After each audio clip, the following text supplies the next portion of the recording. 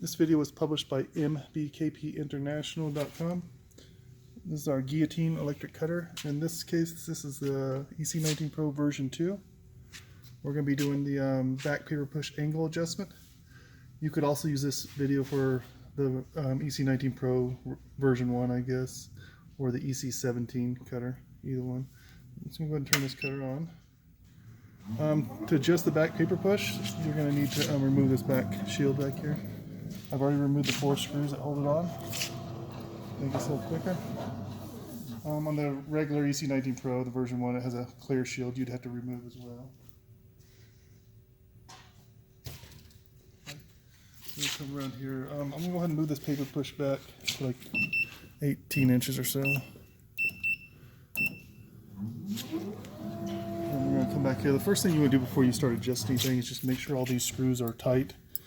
And you can even make sure with the paper push all the way back around the 18-19 inch range, just make sure these are tight as well, because if they get loose they can affect the angle or the length of the cutter. So the first thing you do, you want to make sure these 4 adjustment screws are all tight. So I'm going to loosen these 2 top bolts, the big ones. This is a 6mm hex wrench I'm using here. Okay, with those loose, you can go and make sure these are all tight. Now on this, you've got your 2 inner ones. There's one right there, a 3mm hex, and another 3mm hex there, a left and right inner one, and then you got your left and right outer ones here. Okay, they work as a pair when you're doing the adjustment. You'll be using these two to do the adjustments. That's 99% of the adjustments are done with these two. These 2 inner ones are for larger adjustments, like if your angle's off like 1/4 of an inch or more or so.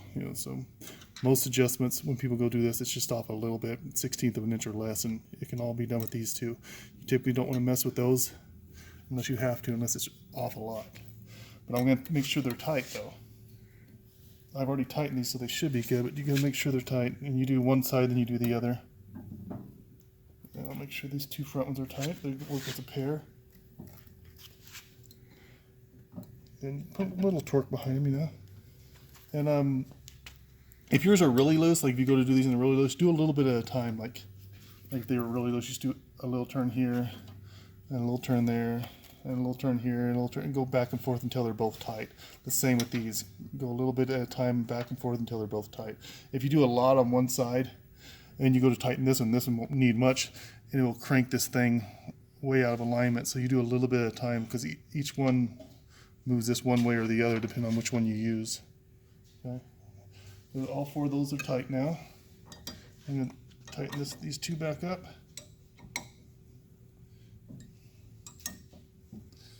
Okay, I got those, so all that's tight. These are tight. We're going to come to the front here and we'll do our first cut. I got a 1/4 inch, I don't know, this maybe about 1/8 of an inch to 1/4. It's just probably like 20-25 sheets of paper there. You don't want to ever do this with 1 sheet of paper. Some people like to do that, but it's just you can't really get accurate cuts with that. And to do when you're adjusting the back paper push, you need really accurate cuts to make sure this thing gets adjusted correctly. So take a little, 25-30 sheet stack of paper. And I like to just keep everything the same. I like to send this back to around the 16-inch range, and I always send it back there. And that's where I always start. It gives me room to put this paper in here, and I come back here and I can make sure this paper is fully and completely against this paper push. Another thing is a good idea to do it in the center of the paper push. You don't want to try to do it on this side here, because then you got 2 things to make sure it's square with. Why, if this thing is straight, all you need is the center of it, and it should be fine. So just take your stack of paper, about 30 sheets of paper, and put it up against these right in the center. And then see how I got my fingers here? I got some fingers under it, and then I got these 2 just to tap them here, holding it up, just to make sure it's fully against it. And with a little, and I'll move these fingers and let it fall down, and then maybe even drag it slightly to make sure it's perfectly against it. This is a very important step. You can even see that it is, to make sure this paper is fully and perfectly against this, because if it's off anywhere, you'll be doing adjustments that you don't need to be doing. You'll be going back and forth all day long. So make sure that's perfect. All these screws are tight, we did it. Now the paper's against it perfectly.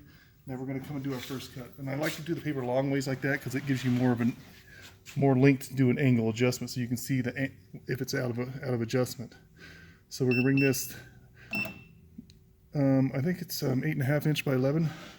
So the first, I like doing 1/4 inch at a time, so we'll set it to 8.25 inches. And we'll come forward. And it should come forward about 1/4 inch to cut off 1/4 inch. See here, we'll have to reset and just do a cut.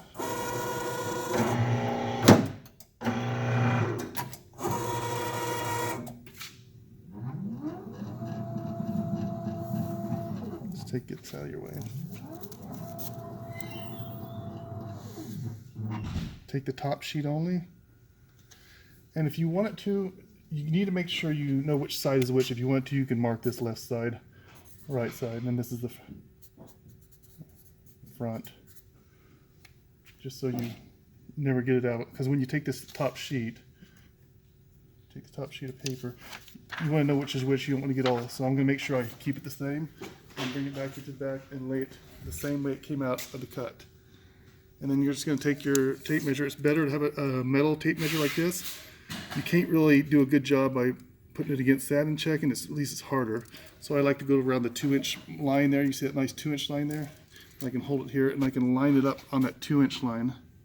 You're not going to be able to see it good. You don't have to look at it too much, but I'm going to look at it here and I'm going to line that up perfectly. And I want to make sure I'm not at an angle of any kind. I know I'm an exaggeration here, but like some people might do it there. You got to make sure it's straight across with equal amount of paper on each side towards the very end of each side. And I'll concentrate very carefully and get this edge of this paper lined up with that 2-inch mark perfectly in the middle of it. Then I'll come over here and look on this side here. And it's cutting long as well, but it's okay, I can see what that is. Now let's see what this side is. Okay, this side's cutting a little bit shorter, about a 32nd of an inch shorter. So what we're going to do, I'm going to put this back to the front. But I know this side's cutting about 32nd of an inch too short. This one's cutting longer. The page is longer on this side and this side, and this is cutting too short. So what I want to do is if this side's too short, I want to pull this side back. If this side was too short, I'd want to pull it back. But in this case, this side is cutting shorter, so I want to pull this side of this back. The first thing you got to do is use your 6mm hex wrench and loosen these two up. And always do we're doing the angle adjustment. Always do your angle adjustment before you do the length adjustment if you need to adjust the length. Because sometimes you can do the angle adjustment and then you won't need to do the length adjustment anymore. But I do need to pull this back, and basically it's pretty simple. You want to pull this side back, you pull this screw back, and then you tighten up that one to get all the slack out of it. So if you want this side pulled back, you pull this screw back, and this is only for these 2 back screws.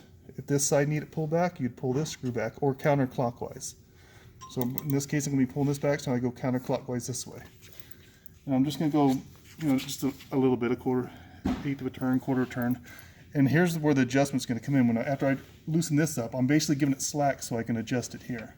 Now I'm going to tighten this one, but it's only off a 32nd of an inch, so it's going to be a small amount, like that.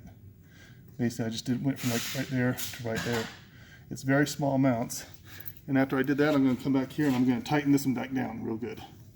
And then I'm going to finish make sure there's no play in this by tightening this down as well. After that one's tightened.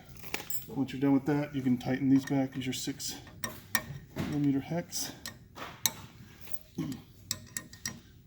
I like to put a little counter pressure here when I'm doing this big crank down on these bolts here, so don't try to mess it up. Probably not necessary, but I just like to do that. I just want to go over this again. Again, if this side was cutting too short, I want to pull this back a little bit this way, so I pull this one back counterclockwise, and I tighten that one to counter it.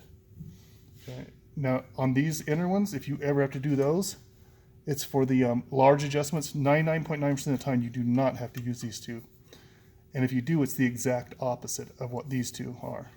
If you need this side pulled back, you'd pull this one back instead, and then tighten that one. So, but 99.9% of the time, you will only need to do these 2 outer ones here. Okay, I did that adjustment. I'm gonna send it back to 16 inches. The paper push. Take this back here again. And it's nice to have this open area here where I can walk around it and make sure the stack's nice and perfect here. I'm going to place it against it again. See how my fingers are to make sure this is perfectly against it. Take those out. Slight drag, very light, and make sure it's perfectly against it. So I did 825 last time. I'm going to do 8 inches this time, 1/4 inch at a time.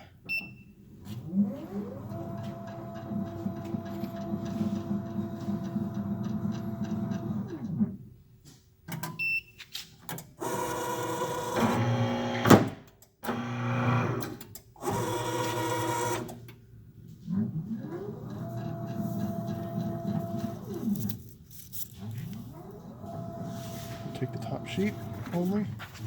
Make sure you don't twist around. And if you can't access this to measure it back here like this, then you can always take this to a table somewhere and do it. That's why it'd be a good idea to write this down so you know which side is which. Now again, let's see here. I'm going to measure it on the 2-inch line I'm going to start with. And I know it'll just be 2 inches long all the time. Take your time and make sure you line it up perfectly space-wise on the back to where it's not at an angle and there's no slack in the ruler. That's why you want a metal one that you really can't have no slack in it. And line the 2-inch mark perfectly on the edge of that paper, right in the center of it, and over here. And I can see what that's cutting long. It's cutting the hair long, but that will be a different adjustment. And that one is there. That did it. I got it on the first try. That's usually not going to happen, but this is cutting exactly the same. Now, it's cutting about a 1/16 of an inch long, no, a 32nd of an inch long, but it's cutting a 32nd of an inch long on both sides. So that's fine. You just want to make sure it doesn't have to be what you set your measurement to, because you may have to adjust the length too. Right now, it's cutting long, but it's cutting equally long on each side. They're both at, I did that at 8 inches. It's cutting 8 inches in 1/32 of an inch. So it's cutting perfectly that way. Typically, you're going to have to do this. I'm fairly good at this because I do it a lot, but typically you're probably going to have to do it a half dozen times back and forth until you finally get it.